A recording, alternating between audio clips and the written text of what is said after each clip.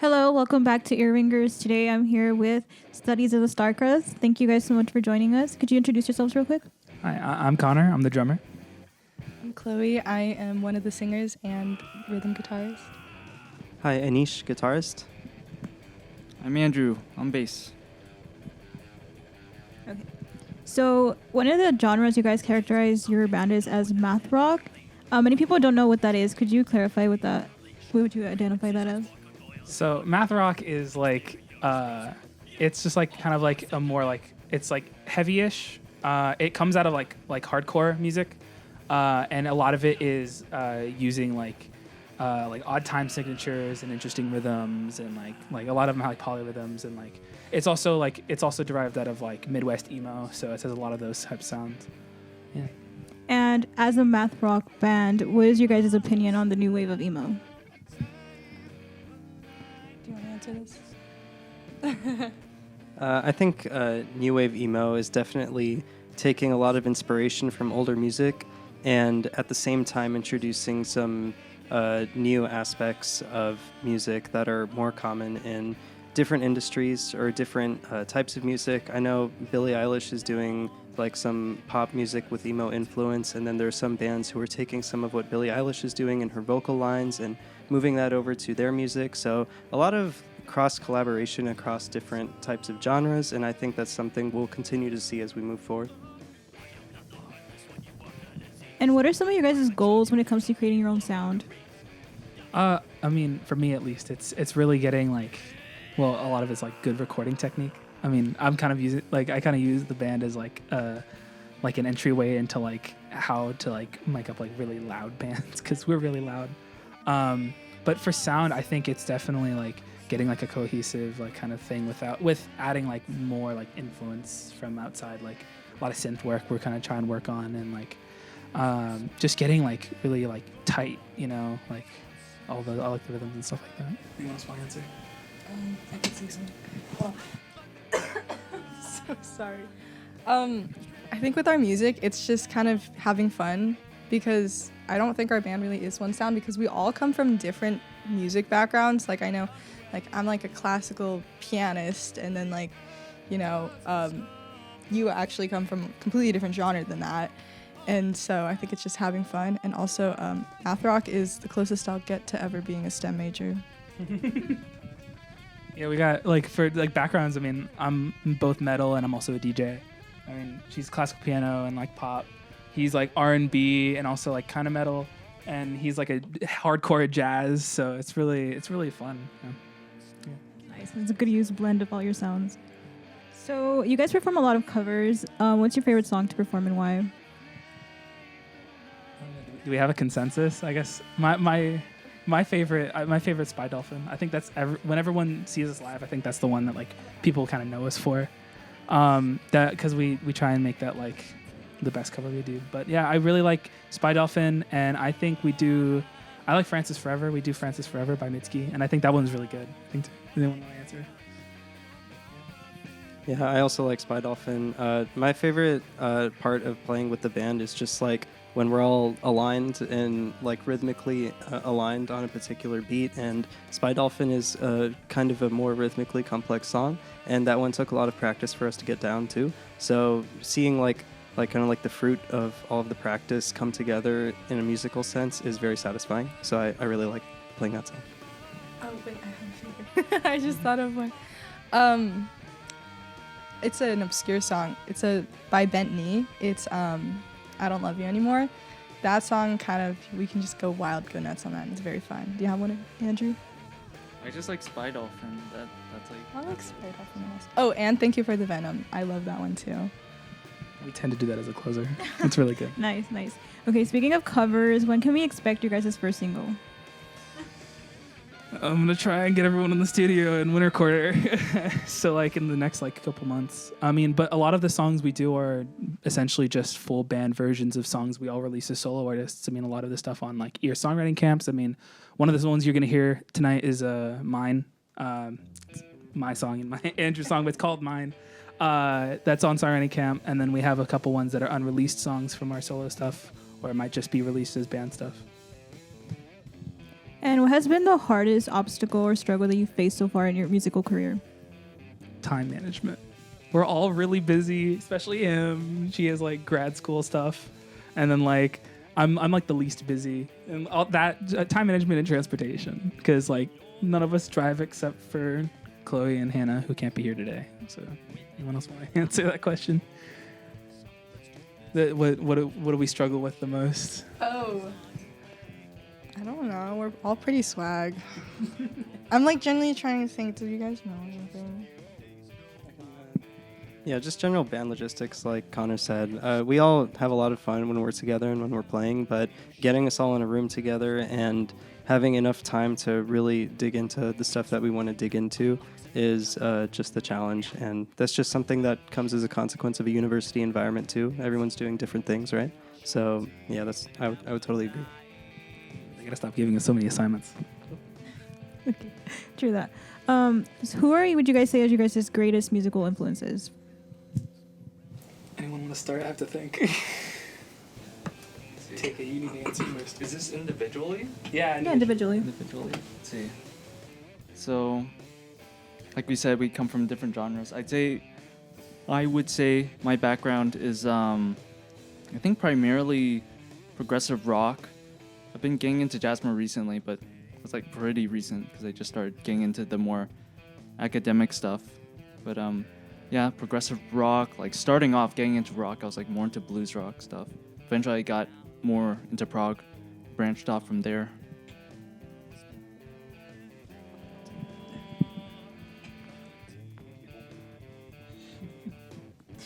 So for me, I really like R&B music, and I like math rock music or progressive rock music. So my general influences when it comes to songwriting on guitar would definitely be from the R&B side, Leon LaHavas. I'm a really big fan of Leon LaHavas, and I also like My Bloody Valentine is not R&B, but it's shoegaze music, and that's like kind of going more into the heavier stuff. Like I guess starting from R&B, going more into the heavier stuff. My Bloody Valentine is a really big influence of mine.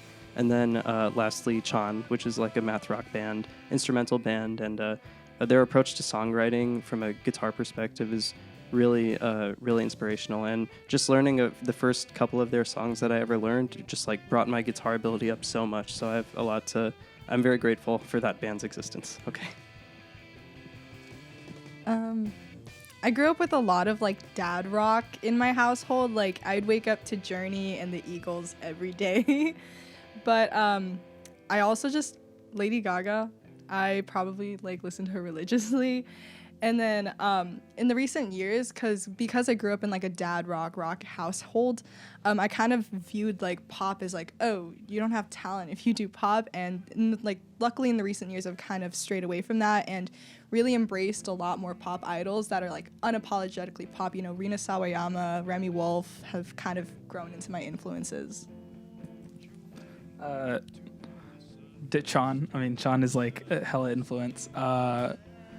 I'd say probably Deftones. Deftones is real sick. And then Mastodon for like super metal, like pretty heavy stuff. And then a lot of like ideas or like vocals, particularly Bjork. Bjork is like amazing. I love Bjork so much. She's so good. And then Boombox Cartel for like heavy. Like Boombox Cartel is like an EDM group, and they go hard and like just like emulating that amount of like visceral, just like anger and just like headbanging. Like that's definitely something that I go for. Nice. We have a lot of variety. We like that. So going on a more personal note now, have you ever received backlash from any close family or friends? And if so, how do you handle that? I mean, I kind of had to like stumble into a music major, so it was kind of already like tentative waters. But I mean, I come from my family. A lot is like they love music. My dad does music. A lot of the gear that I have is hand me down. But I mean, there wasn't really many problems. I guess the main problem is like staying out late and like doing gigs or like being places. I mean, like it convincing like your family like, hey, I'm gonna be at this time in this place, and they're like, what you need to tell us before, and I'm like, okay, sorry. Any negative reactions from family members to being in a band? It was definitely being a music major. That was yeah, that was scary for my parents, but I think it is comforting knowing that like I'm making the most of it, being in a passionate band, doing also school stuff, and really making the most of it and being busy with music. Yeah. It's never been like backlash I think I've gotten, but just kind of like if you're in a metal band, it's not the most common thing to do as an activity. So like you tell someone and they're not going to be against it, but they're going to be like, oh, so do you like scream? So it's like not necessarily backlash, but it's kind of just like that awkward like, yeah. Playing that screamo music. Oh, I hate that so much. Don't do that. So do you Don't like do that. yell? Do you yell? You're so angry. Why are you so angry? Like the most annoying thing that people ask me is like when I'm playing drums because I play super hard. They're like, "Oh, do you think about your parents when you're playing drums and you're just like hitting it super hard?" I'm like, "No, I love playing music. I'm happy when I play music. I don't get angry out. I love it. If I'm angry, I'm not gonna play." So do you guys ever deal with any imposter syndrome? I know that's really common in performers.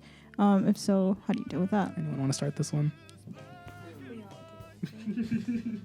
Yeah, definitely. I myself, like, I'm not a music major like some of the others, so when it comes to music, I just know that for the longest time, my guitar stuff has always just been in my room, doing my own thing, and it's really the first time outside of some minor things before college that I participated in a group like this to such a significant degree, and I definitely feel like that sometimes if we're like doing a gig somewhere and somebody's asking me all these like audio things, and like, I mean, all I know is like my things that I deal with, like my unit, my pod and my guitar, my Ibanez, that's all I know. And so I definitely feel like that sometimes, but I just remember at the end of the day, it's all about making music that everyone can just like nod their head to and be like, yeah, that's music. So, you know. It exists as music. Oh my god. Go for it, Yeah. Yeah. I think I don't think there's any other way to say it other than like, I feel like every performer feels imposter syndrome, and I kind of just deal with it with like, if you have imposter syndrome, just be so delusional that it outweighs the imposter syndrome. If I'm like, I'm not good enough, I will just be like, I am the best human to live this planet and exist.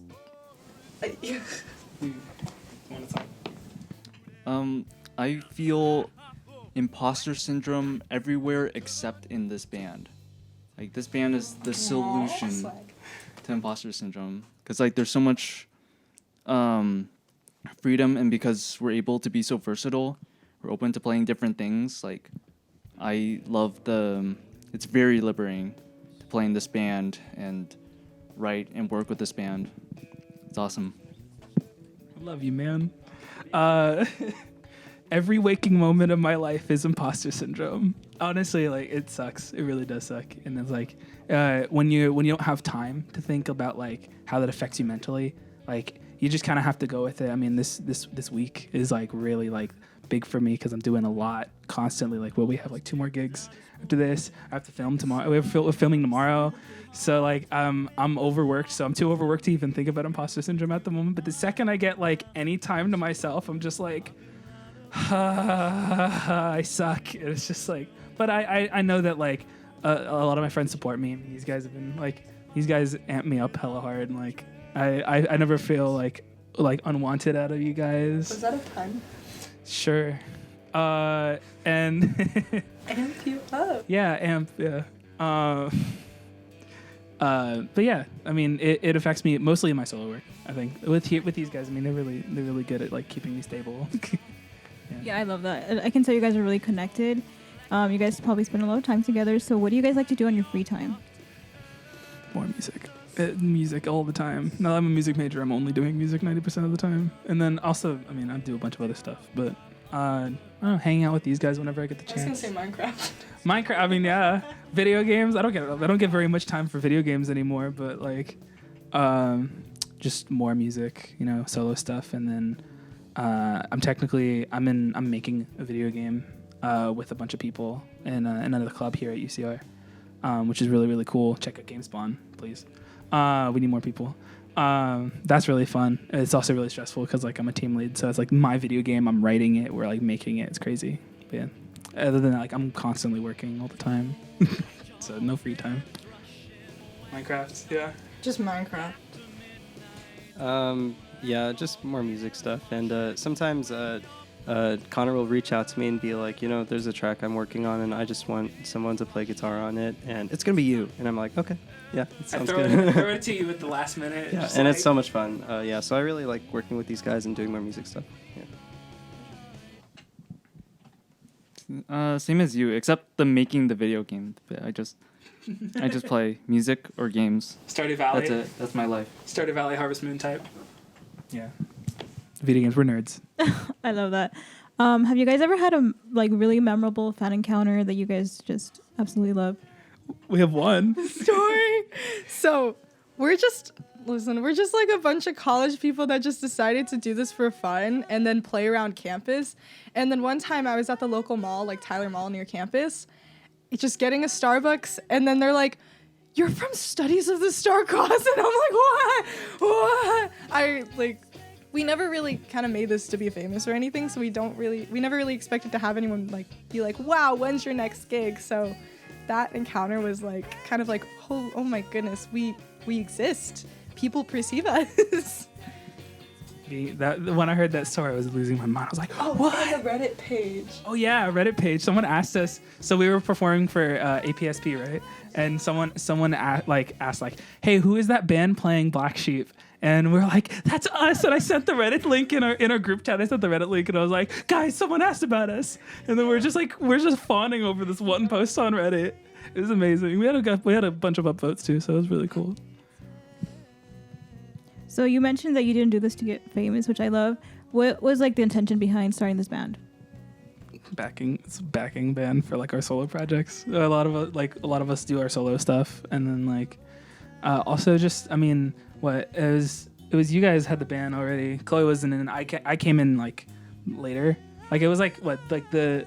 Okay, so you explain it because you have more of like the whole thing. You birthed this. You birthed this. It's your afterbirth. And Hannah, she's not here. Hannah and I went to like some show in some bar, and she was like, "Yeah, let's make a band or something." And so we just got out of a songwriting camp for years.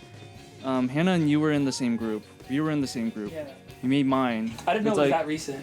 Yeah. I thought it came out of the other band. I don't think so. Not With really. her, yeah. But so we just like reached out to you guys, and then we met, and just like it happened. And then Chloe came along. Yeah. I like latched on. Like a leech. No, I'm joking. It was Soundclash when I came. Yeah. Back in I think January, I saw the advertisement for Soundclash. I had already been friends with most of them for a while and had done music with them, but then I saw the advertisement for ASPB's 2022 Soundclash come out in January. So I messaged Hannah and I'm like, "Hey, I know you have some really good original songs. I'd be down to play guitar because I kind of just want to play and I have an original myself." And then she's like, "Chloe, I have a band and we still need another person." And I'm like, "What?" So that's how I was summoned. Yeah, it was a summoning. I mean, I was like, it was like a fucking wake up call when I got in, and I was I was only at because I had my first year online, so this was the first time coming to the area. I didn't even have my drums or anything, and I was worried. I had an electric drum set that was trash, and our first practice was in Hannah's apartment, and it was so stressful, and I'm like, this is probably gonna fall apart in a week. I was so this isn't gonna work. And then we're a year strong now? I met you guys when I was filming a music video in the facility, and you guys were just "Hey, is it okay if we be loud?" And then I'm filming the music video, and it's just you can't hear anything. Yeah, I helped film it too, a little bit. So it was really weird origin, but yeah, we're still here. I think we exist still out of fucking sheer will and just yeah. Are we allowed to cuss? Are we gonna bleep? Do as you wish. Yeah, okay. Just bleep me and I say whatever. I'm gonna be editing this audio probably anyway, so who cares? Hey, it's okay. Where do you guys hope to see yourselves in the next couple of years? Graduated with a job. Hopefully at a recording studio or game development studio. We don't know. Probably gonna be broke. And hopefully, maybe with these guys. I mean, we have a few people like we're probably gonna dissolve for a little while, but hopefully we'll see each other eventually again, form again or something. I don't know. Maybe we'll make it big. Who knows? Yeah, I kind of just want to keep performing, hopefully with them as long as possible. And then I'm also like a film major, so I'm hoping to still be working. I want to have like one foot in the film industry, one foot in the music industry, and I'm kind of just at a point where it's like, as long as I can spend my life creating art, I'm okay with that. So I'm kind of letting the wind take me where it takes me. I would really love to continue working with the group and performing. Like professionally, I'm in engineering right now, so I'm gonna graduate hopefully and get into some alternative energy solutions probably as an engineer. And I would really love to just like have this, continue to be my fun thing and work with these guys because it's probably the most fun I have like while I'm here doing that whole degree thing. So Homie's out here saving the world. I want to keep doing music. Like, probably more like session work, live work. I'm on tour at some point. That would be cool. And then, of course, along the way, I'm doing solo stuff and like passion type stuff. Ideally with you guys.